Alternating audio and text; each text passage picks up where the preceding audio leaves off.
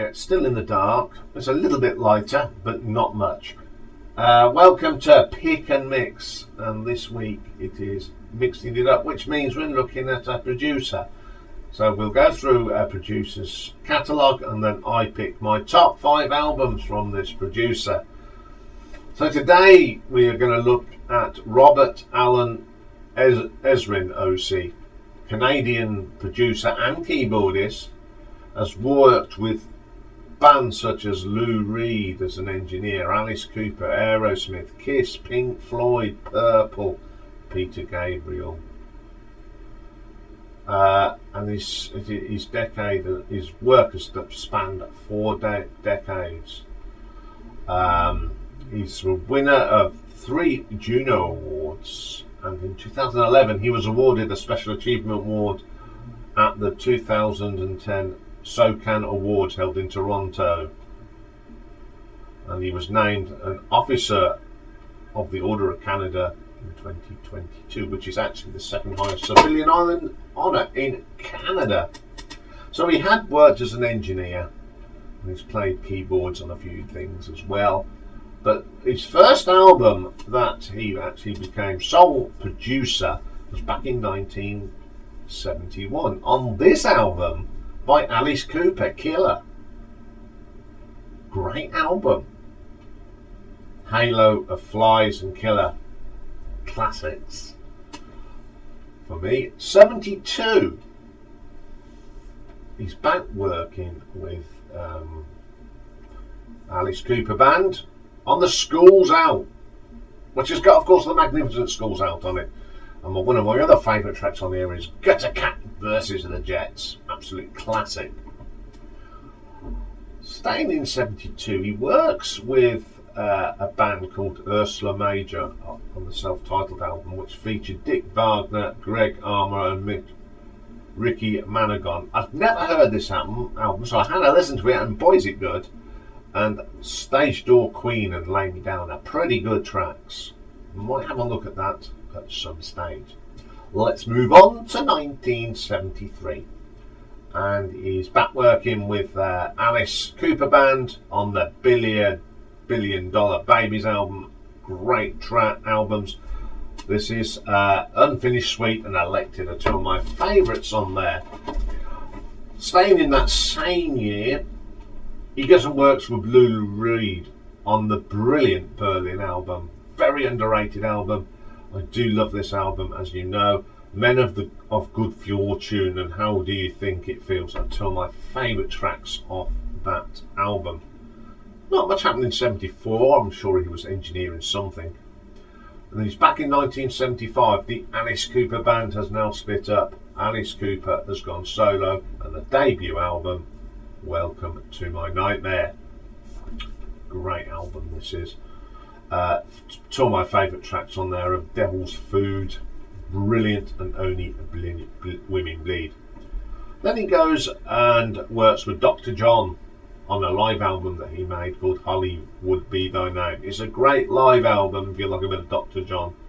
The Swanee River Boogie is good, and I Want to Rock. Great tracks. 1976, he's back working with our Vincent on the Alice Cooper Goes to Hell album. Guilty and Wish You Were Here, 2 of my favourites off that. Then he works with Kiss on the Destroyer album, one of my favourites. And of course it's got the brilliant Detroit Rock City on that album, and Shout It Loud. 2 great tracks off a great album. 1977. He's working with, on his debut solo album, Mr. Peter Gabriel. Whole album is pretty cool, but the ones that really stick out for you are Moribund the Burgermeister, which is just an absolute killer track, and of course Salisbury Hill's on there. Then he's back working with our Alice on the Lace and Whiskey album. King of the Silver Screen is always a bit of fun, and my God, excellent. 1978, he goes and works with actor Tim Curry on Read My Lips. I'd never heard it, and I have listened to it, and I don't think I'll listen to it again. There is nothing on there that really floats my boat. Then he goes and works with Dick Wagner on Richard Wagner. Sadly no longer with us, but he's worked with Alice Cooper, Lou Reed and Kiss. And it's not a bad album, and Go Down and Oceans are pretty good tracks off that album. We'll move to 1979. Now he works on a solo album for Niels Lofgren on Niels. He's a songwriter and an instrument, and he has been a member, of course, of the Bruce Springsteen's E Street Band since '84. Also a member of Crazy Horse. It's not a bad album. Back It Up and Duty are pretty good tracks. Then he works on this masterpiece as a co-producer with Roger Waters on The Wall. So many good tracks on here. Mother, Comfortably Numb, Another Brick in the Wall, The Trial, they're all on there, and it's a pretty decent album. Not bad to end the decade, is it? Working on The Wall. So let's move into the new decade, the 80s, and the first album he does in the 80s is for a band called The Kings, who are a Canadian rock band, and they were formed in Ontario, and it's called The Kings Are Here. Now, I'd never heard this. I think they're pretty good. I might have a look more into their stuff. This is a good thing now to get bands to rank, because there's some really interesting stuff. This album's pretty good. It's Okay, and Party Teeth is two pretty decent tracks on this one. So 1981, he's back with the Kings on their next album, Amazon Beach. Not as good as The Kings Are Here, but it's got Amazon Beach and All the Way. Are pretty good. Then he works with Kiss on music from The Elder. Not a particularly favourite album of mine. It's a real bizarre one, isn't it? You either like it or you don't. The Oath isn't too bad, and Escape from the Island is pretty decent. Next up, he works with a chap called Murray McLachlan, a singer-songwriter and pianist, on an album called Warning. This again is not a bad album. I do like the tracks Tell Your Mother and She Wants You. Worth listening to. Then he goes in 1982, he works with a French rock band called Téléphone on their debut album. I think it's their debut, De Limité. They're from Quebec with a name like that, and it's not a bad album actually. The title track De Limité is brilliant, and Le Chat is great as well. Good French rock band from Canada. Excellent. I'm sure Romualda has heard of them. So we'll move on to 1984. He works on Dave Gilmour's second solo album, About Face. Love this album. Love Until We Sleep and Near the End. Great tracks. Then he works with, remember these? Hanoi Rocks? Bit of a glam rock band on there. Two Steps from the Move album. Up Around the Bend, their version of Creedence Clearwater Revival was a big hit. And then the Boulevard of Broken Dreams. It's just typical glam metal. 1986, he goes and works with Mr. Rod Stewart on his Every Beat of My Heart album. Pretty decent album for an 80s album. Here to Eternity is great, and of course the title track is a good track as well. 1987, he's back working with Dave Gilmour and Richard Wright, who wasn't part of the band but he was playing on it, and Nick Mason for the Momentary Lapse of Reason album. Two of my favourite tracks on there are Dogs of War and Sorrow. Guitar work is absolutely killer on that. 1988, he goes and works with Kansas on their In the Spirit of Things album. Not a bad album, but I do like Inside of Me and The Preacher. pretty good tracks from that album. Let's move on to 1989.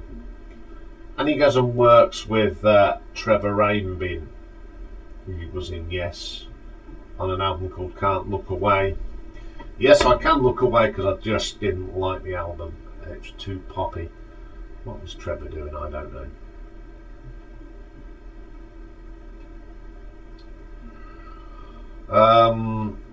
There's two reasonable tracks on there, Eyes of Love and Sludge, but that's as far as it goes for me.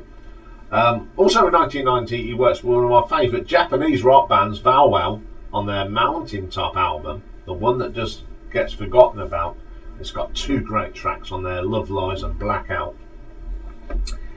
1991, he works with John Lennon's son Julian on the Help Yourself album. Rebel King is great and Saltwater is superb. I do like those two tracks. 1992, he's back working with Kiss on the Revenge album. Not a particular favourite of mine, but Thou Shalt Not and Paralysed are pretty decent tracks. Then he's gone back with Alice Cooper on Dada. Again, not one of my favourite, but I do like the title track Dada and Pass the Gun Around. 1994, he's back working with Pink Floyd on the Division Bell. Good album. I do like Marooned and the Beautiful High Hopes. 1995, he goes and works with a Spanish rock band called Heroes de Silencio on their album Alabanza. It's all in Spanish. And I thought it was pretty good, even though I didn't understand what was going on. Excuse me. I like a track called Ruda Fortunal and the title track Avalancha. That was the last album that he produced in the 20th century. The first one of the new millennium was in year 2000. He goes and works with a band called the Jayhawks, who are an American alternative country rock band, and their album Smile. It's not bad. And A Break in the Clouds and Pretty Thing are decent tracks on that one. 2006, works on with a band called Army of Anyone. They're a super group formed of Filter frontman Richard Patrick and two members of the rock band Stone Temple Pilots. It's not a bad album actually. Goodbye and Nonstop are pretty good. Then he works with the Deftones, a great little band on their Saturday Night Wrist. Beware and Rats.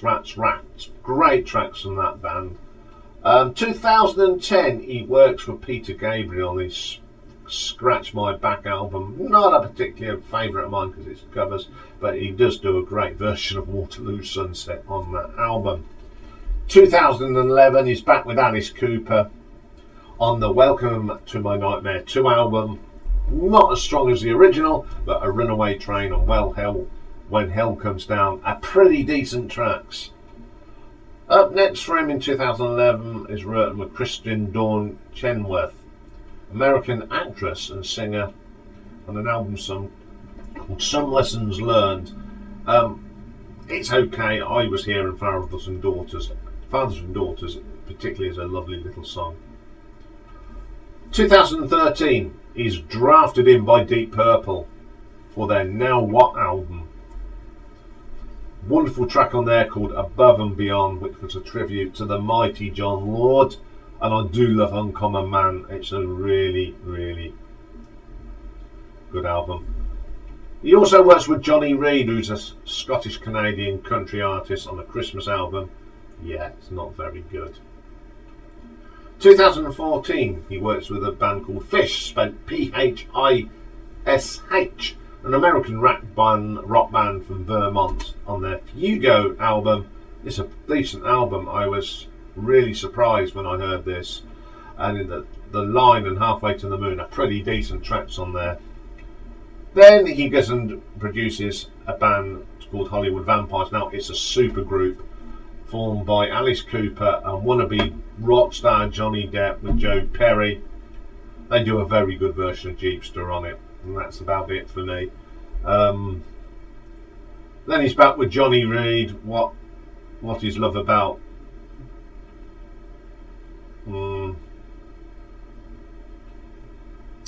It's all right. That's all I'll say about it. 2016. He works with a band called Hangy. Now they're a sort of, they're a sort of a Chinese thing. There's lots of different sounds and cultural music, and a horse of colour. The Rising Sun and the Vast Grassland are brilliant. It's a really interesting track. Then he works with Fish again on the Big Boat album. Tide Turns and Things People Do. Excellent band. It's 2017. He's back with Deep Purple on the Infinite album. Two of my favourite tracks is that opening track, Time for Bedlam. Love that. And the wonderful guitar work of Mr. Morse on Birds of Prey. Then he works with Hangy again, this Mongolian Chinese sort of band on Homeland, and Uncle Lama Visiting His Lover and the Spirit Agony as a spiritual songs are really interesting. 2020, he's back with our friends Deep Purple and the brilliant underrated album Whoosh, Throw My Bones and Nothing at All are pretty cool. 2021, back with Alice and a good album, Detroit Stories. Love this album. Drunk in Love and $1,000 High Heel Shoes. Brilliant. And then unfortunately he produces that abominable covers album that Deep Purple did, Turn Into Crime. Yeah. But he redeems himself because this year he worked on Deep Purple's most current album, Equals One, which is an absolutely brilliant album. And I love If I Were You and Lazy Sod are my favourite tracks off that album. So that brings us right up to date. Bob Ezrin still working hard and producing good stuff. Now I then had to go and find my favourite albums by this producer. So I'm going for number 5. I'm going for Kisses Destroy, their 4th album from '76. With Paul Stanley, Gene Simmons, Peter Criss and Ace Frehley. Dick Wagner plays on here as well. It's got the classics in it, Detroit, Rock City. The album version is far better with all the bits at the beginning. King of the Night, Time World, love that as well. God of Thunder, gritty Gene. Great Stations. Bit different for them, isn't it? Flaming Youth, very solid. I love that track. Sweet Pain, great track. Shout It Loud, the classic. Do You Love Me? It's alright. Rock and Roll Party. And of course Beth. Again, how can you forget Beth? Not a bad album. Number 4 for me is Alice Cooper's solo debut. Welcome to My Nightmare. Again, Dick Wagner plays on here. Steve Hunter, Prakash John and Penty Whitney, Glenn on it. Bob Ezrin also plays on here as well. Tony Levin's on here. But what an album. Welcome to My Nightmare. Devil's Food. Vincent Price. The Black Widow again. I love that. Some Folks, Only Women Bleed, Department of Youth. Cold Ethel, classic years ago. Stephen, Weird, The Awakening and Escape. Brilliant. Number 3 for me is debut album from Peter Gabriel, released in '77. So it opens up with the wonderful Moribund of the Bergmeister. I just love this track. It could have come straight off of The Lamb for my books. Salisbury Hill, classic. One of my favourite songs from the Peter Gabriel solo career. Modern Love, some lovely guitar riffs in that. Excuse Me, very Bob Dylan-ish. I'll do like that. The Humdrum, one of my favourite tracks. Lovely arrangement. Slow Burn, again a sort of Could have been a leftovers from the Lamb. Brilliant. Waiting for the big one, a jazzy bluesy track, bit different. Down the Dolce Vita, which is a mix of sort of prog and jazz, and then the stunning Here Comes the Flood in the album. Up next is the most recent album Bob's worked on, and it is, of course, Equals One, Deep Purple. The first album was Simon McBride on guitars, the legendary Don Airey, plus the stalwarts Pacey, Glover and Gillan. Show Me. Oh, what an opening. Hello Simon, welcome to the band. A bit on the side, one of my favourites already, Roger's bass is great, Sharpshooter, solid, Pertable Door, first thing I'd ever heard of this album, and I loved it from the minute I heard it. Old Flange Thing, some lovely keyboards from Don. My favourite track on there, If I Were You, brilliant. Pictures of You, brilliant. Lazy Song, I'm Saying Nothing, brilliant. Lazy Song, second favourite track. Now You're Talking, some great Hammond organ. Till It's Deep Purple, No Money to Burn, I'll Catch You, and Bleeding Obvious. Love the album. But my number one album, Bob Ezrin.